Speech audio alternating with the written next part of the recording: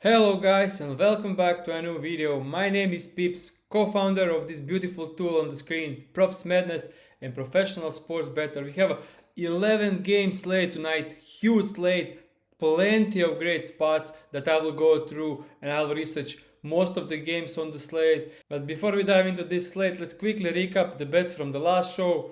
We went 2-2, split 2 wins, 2 losses, got a bit lucky on Harper with finally a positive hook, and we are now at 21 units of profit with 10% ROI. Still great results, but hopefully we have a winning day today. And let's now jump into the slate. Can't wait. First game on the board, big game. It will be a big game, but Thunder are missing so many players, but still a decent game against Cavaliers and the Thunder. In this game, we can see OKC 3.5 points. Underdogs, the rough one to bet on the side of the Cleveland Cavaliers. Mitchell in a tough matchup, as we can see, he was cooking this line entire season, but only 19 points against the OKC earlier this year.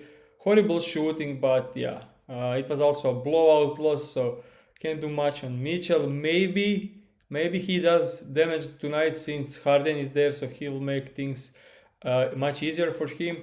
One look that I like for this game is Aaron Wiggins under 2.5 assists, -122, -125. Why do I like this?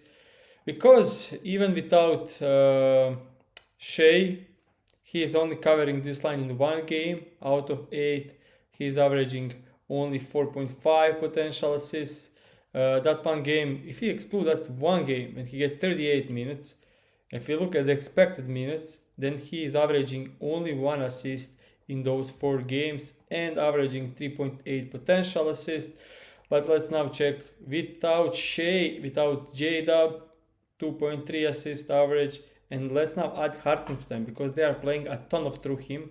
When you look at the assists per game, Shea, J-Dub, but Hartenstein is the 4th place. So with Hartenstein in, 1 assist against the Rockets, 0 assist against the Nets, and now gets a matchup against the Cleveland Cavaliers. Looking at the last 15 games, we can see that Cavaliers allow 5th least assist and 5th least at the rim, where he makes 50% of his assists. So my first lean on the slate, Aaron Wiggins under 2.5 assists. Moving on to the next game, where we're gonna have my first official bet. That's going to be on a young rookie, Nolan Traore, over 15.5 points and assists, -125. Pretty much wildly available for this one, but shop around, you can get some better price. Huge turnaround lately into the season, because if you take a look at the last, I don't know, like 5 games or 6, so last 6 games, he's averaging 22.3 points and assists and covering this in 5 out of 6. The only game that he didn't cover came against the Cleveland, where he shot 3 from 11 and converted on only 5 out of 15 potential assists. Last game, one of the most difficult matchups in the league, or the most difficult matchup in the league, he had 20 against the OKC, now against the Hawks. Much better matchup, team that plays at a much higher pace. He also covered against the Orlando, a tough one. Covering against Wizards, Bulls and Pacers, they suck at defense, so maybe not look into that, but covering against Orlando and OKC, definitely something we want to look for. Looking at the last 15 games, Hawks just average defense, but they play at a high pace. We can see that on the season they are 3rd highest pace, definitely helps to get more possessions and more reps into. Let's now look on the entire season. He's averaging 11 PA over 21 minutes, but let's look at the games and he gets expected minutes, which is, I'll say, like 24 to 38. He's then at 17.8 points and assist average in 29 minutes, over in 8 out of 14. But let's exclude Cam Thomas from the lineup, and without Cam Thomas in those minutes, he's averaging 20 points and assists in covering 6 out of 8 games. So yeah, definitely a fan of Nolan Traore over. Also, I like Michael Porter Jr., not gonna lie. I like Michael Porter Jr. over 22.5 points or over 29.5 points and rebounds. Why do I like this? Looking at the entire season, we can see that with expected minutes, which is definitely like 28, 38. Last game, 38 minutes for him against OKC in a blowout loss. So they were going with him big minutes, and then he's covered this in 27 out of 35 games, averaging 34.3 points and rebounds a game. They allow ton of his position, they allow ton of in the paint. If you exclude like the best defenses against his position, like just top 5, they are fourth worst. But if you exclude just top 5, we can see that he covered this in 25 out of 29 games. If you go a bit further and exclude like top 8 teams against his position, he's averaging 37 points and rebounds in covering this in 87% of the games. Absolutely amazing. But why I'm going with Nolan Traore instead? Because he's a blowout proof. This game has a 9.5 point spread. Nolan Traore played in blowouts. Against the OKC, closed the game. Against the Cleveland Cavaliers, closed the game. So he is kind of more blowout proof, while Michael Porter Jr., as soon as the game goes out of the window, he is just not going to touch the fourth quarter. So that's why I'm going with Nolan Traore. Also, probably Michael Porter Jr. gets the best defensive player, probably going against Dyson Daniels. And then probably Nolan Traore gets much better matchup. So first official bet, Nolan Traore over 15.5 points and assists, minus 125 while available. Moving on to the next game, Raptors against the Bucks. This one is pretty interesting, I would say, and particularly for Brandon Ingram. We get the first game of the season without Scottie Barnes, who is their second guy in assists. And when you look at the Brandon Ingram assist on the season, we can see Scottie Barnes second in the assist, getting 5.6 assists per game. Quickly is the first with 6. So when we look at the games with Quickly in and without Scottie Barnes, of course, no games without Scottie Barnes. So with Quickly in, when Brandon Ingram gets expected minutes, which is without Barnes probably between 30 and 41, I would say. Here he's averaging 34, and he's averaging 3.8 assists per 34. But he's now playing the Bucks. Bucks over the last 15 games are allowing 10th most assists and the most to his dominant shooting zone, dominant assist zone. And we can see they are 6th worst defensive rating over the last 15 games. If you go to the 10, it doesn't change a lot. So great matchup for his assist. And when we look at the teams, when the games when he played teams who allow a plenty of assists to his dominant zone, like when we exclude top 10 to his, like maybe even like top 15 to his dominant zone, I don't know what changes much. Okay, we got here. Okay, so when we exclude like top 12, I would say, in his defense against his dominant assist zone, he is now covering this in 18 out of 26 games, almost 70% win rate and averaging 4.4 assists. So this was pretty widely available, minus 130, but minus 122 on FanDuel, biggest sportsbook. So my second official bet for today, Brandon Ingram over 3.5 assists, minus 122 on FanDuel. Just love this. Without Scottie Barnes, he's getting much more touches, and this team is collapsing defense, allowing ton of assists lately. So that's it for my second official bet. And guys, before I dive into the third official bet, let's do a comment down below to support the video. Tell me what you think about the research analysis I do. Tell me what can I improve, what you want to see more. And yeah, the last video had the lowest amount of comments so far on the channel, so let's improve on that part. And I forgot one bet on the Nets against the Hawks, and that's we are going to fade Corey Kispert, and that's under 8.5 points while available. DraftKings, BetOnline, Bovada, Betway, Betano, Caesars while available. So we are going to under 8.5 points.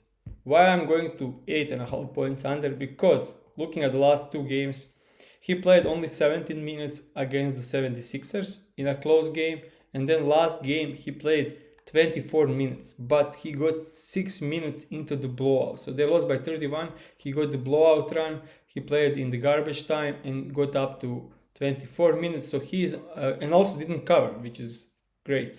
When he is playing normal minutes, he's expected to play 16 to 18 minutes. So when we take a look on the season, now he changed the team to the Hawks. When he's playing with the Hawks, we can see that on the season he's averaging 9.6 points, but Hawks had so many players out. So let's check when he's playing with Jalen Johnson in, gets better. Nikhil Alexander-Walker in, okay, he was in every single game with him.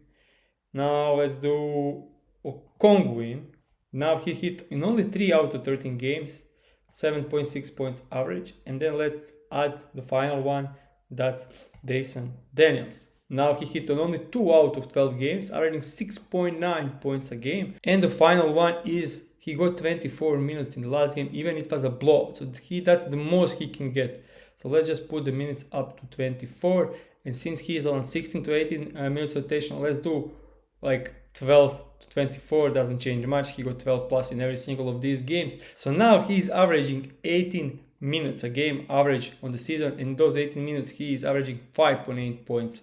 Only 5.8 points. And covered this in only 1 out of 11 games. That cover came against Boston Celtics when he got insanely hot, shot 3 from 5 from 3-point line and shot 5 from 9 for the field. Overall 56%, very, very efficient game. But that game was without Zachary Sachet, and Zachary Sachet is playing tonight, and with him he's under in all 4 games, averaging only 5.3 points a game. So they're kind of going away from him, which makes sense. He is not that great of a player. So when we include all the players being healthy, and we can see entire lineup is healthy. Love this spot, love the under. Third official bet, Corey Kispert, under 8.5 points. Moving on to the next game on the slate, it's Nuggets against the Warriors. I had one perfect bet here, but it's moved a ton, so can't bet it. It was Brandon Podziemski, over 3.5 assists. Looking at the last 10 games, he covered this in 8 out of 10, averaging 5.2 assists per game. The game that he didn't cover, he had 9 potential assists. Game he didn't cover, that was the game with against the 76ers, who don't allow plenty of assists. Overall, averaging 5.2 assists on 10.6 potential assists. We needed 4 to cover. So this move, I got this minus 125 earlier on FanDuel, so can't do much here, but that was one look I loved. Second one that I love is Guis Santos.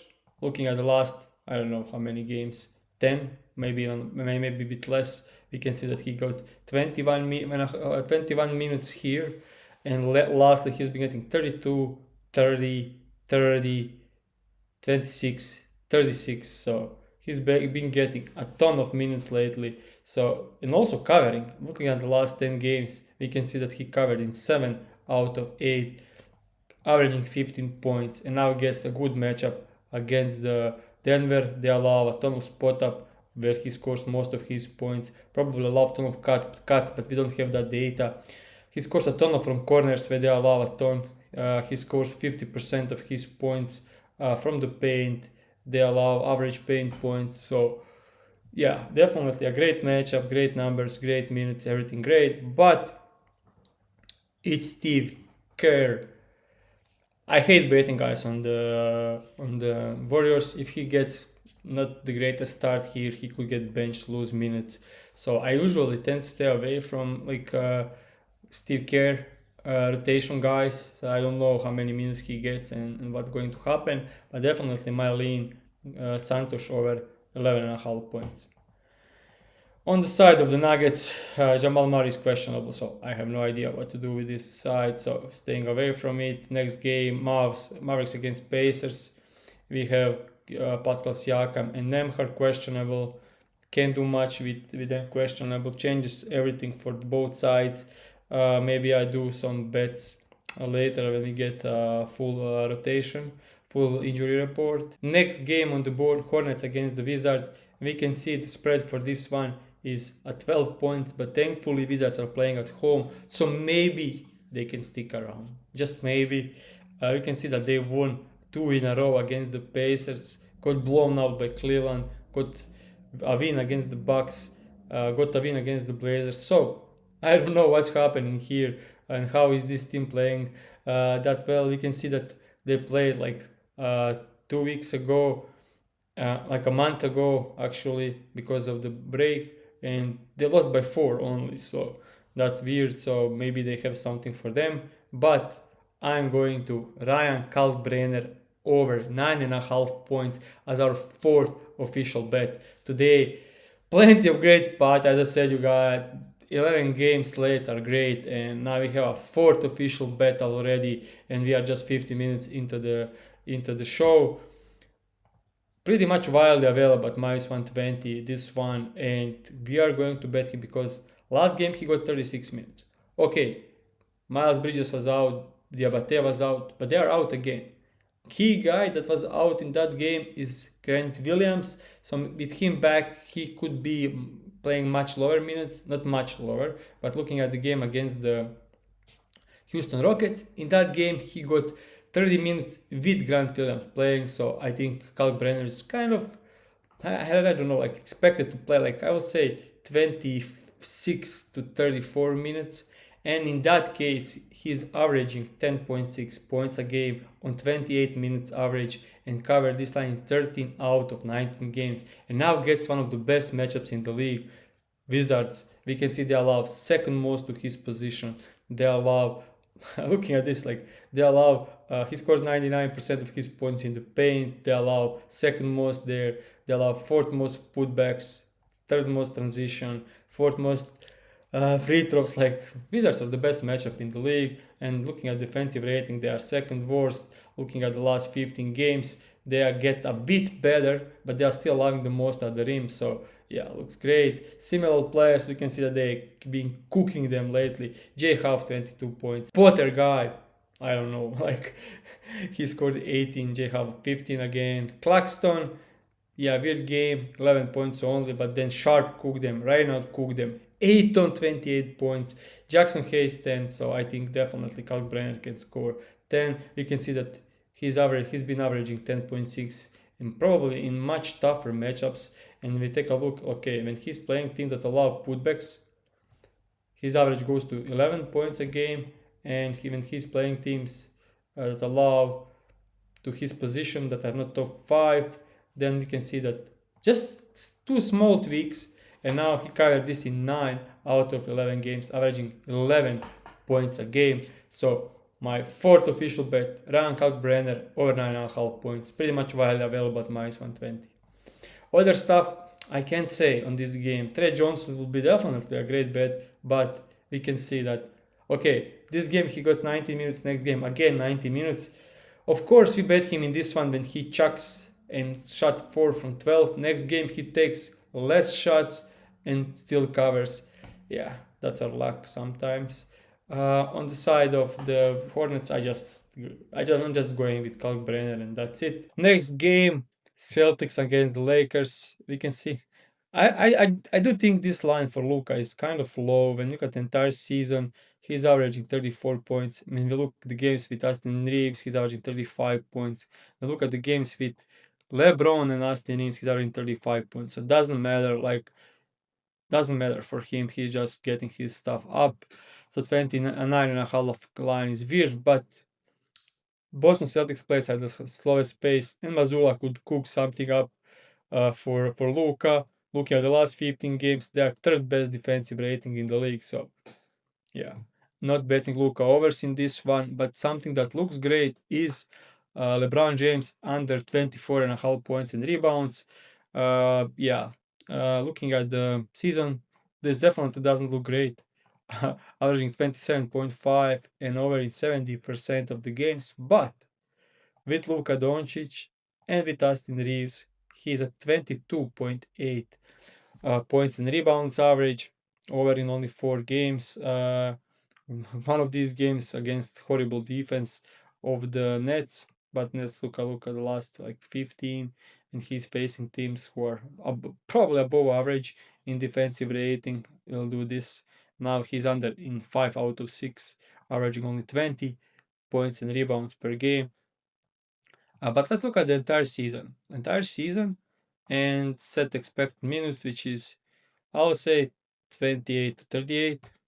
He's averaging 27 points, almost 28 points and rebounds. But let's now check when he's facing great teams and he's not playing some garbage teams. His average goes down and his win rate goes down a lot. So when we exclude like below average teams, we can see that he's only now covering 66%, but he lost 1.5 points and rebounds of average. If you go even further to like top 10 teams, now he's averaging 25.9, so it goes down even further. That's on the defensive rating. If you take a look like against his position, it does change as well. When we look at maybe like pace thing, and he's facing challenging teams in pace, doesn't change much. Like against favorable, he's averaging 29. Against challenging, he's averaging 26.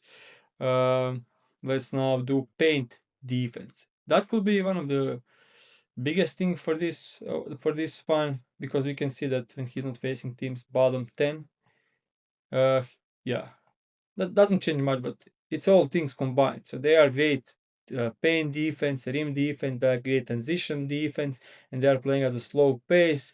Luka and Reeves are back. His usage drops a ton then. So yeah, my lean for this game is definitely on LeBron to get under 24.5 points and rebounds. Rebounds look decent on the entire season. He's averaging like 6 rebounds, but with Ayton and Luka and Reeves in, that goes down to 4.8. So yeah, definitely a weird one. So LeBron James 124.5 points and rebounds is a lean for this game. Don't have anything on the side of the Celtics because they've been weird lately. 76ers against the Wolves. No Gobert. He got I think 7th flagrant, so he suspended for this game. Naz Reid over threes could be definitely a spot, because when take a look, when he gets like 26 plus minutes and without Gobert, he's going to get, he's over this line in 67% of the games, and Gobert and Embiid, if he's playing, could be in a drop coverage. Same with Drummond as well, so could be a decent spot. On the side of the, I don't know how, like what's happening with Embiid. Last game he played is 8th of February, got 33 minutes. Game before that he got 39. So I don't know what's going to happen with him, but I think he's playing and he's healthy, like getting 26 to 36.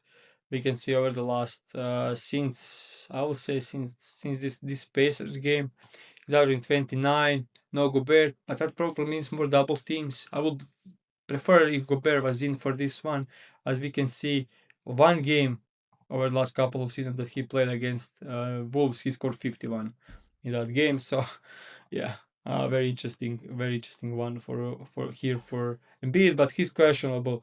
I thought he's going to play last game because like he was arrested during the break, but then he got ruled out. So I have no idea what's going to happen with Embiid here tonight. Next game on the board, Knicks against the Bulls. I do expect George Giddey to be out. I expect Jalen Smith to be out. So Matas Buzelis should cook, but they also could get blown out by the Knicks, because looking at this injury report, like if Simons is out, if Giddey is out, no Kobe White, no Vucevic, no Dosunmu, this team is hot garbage. So then not much, because I think it's a blowout. I can't bet any overs for the Knicks.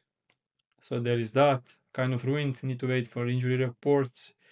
Blazers against the Suns.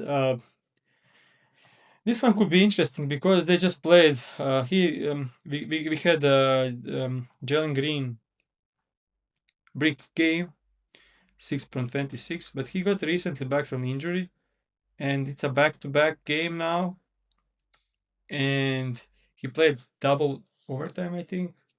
So yeah, think he could be out. And we have Dylan Brooks out, then Booker out. So first guy in points out, second guy in points out. I also think third and fourth guys in the points out. So Jalen Green and Grayson Allen could be out as well. So then Colin Gillespie could be the one making it, letting it fly. No Booker, no Brooks, no games. Look at the no Brooks. Yeah, I mean, we just don't have any sample size with those guys out. When we look at the games when he gets 30 plus minutes without Devin Booker, he's averaging 18 points a game. matchup is great. He just scored 30 points against Portland like 2 weeks ago. So yeah, definitely leaning over Colin Gillespie because they could be short-handed and then he could be smashing the ball, shooting a shit ton of shots because they're missing all the guys that can score. So definitely could be a spot on the side of the, like if everyone is out for the Suns, I could see Blazers winning this game and even blowing them out. So there is that. Last game, this is the last game on the board. Weird spot because Kawhi could be out. He left the last game, they lost it. I think Kawhi could be out. He's questionable. I think like 60-40 that he doesn't play. So that could be a weird spot for this game. And they are somehow favorites to win against Orlando. But probably because Orlando has Paolo Banchero, who fucking sucks. Looking at the last game, 11 from 28. I don't know. Watching him and Jalen Green in the same game is like watching two terrorists. Biggest shot breakers in the league. I don't know what's going on here, but definitely need to look at Paolo Banchero lowering his shooting volume because he can make any buckets. But in this game, there is a spot I do like, and probably going to be my fifth and final official bet. Desmond Bain over 17.5 points, minus 122 on FanDuel, minus 125 while available Caesars, DraftKings, Novig.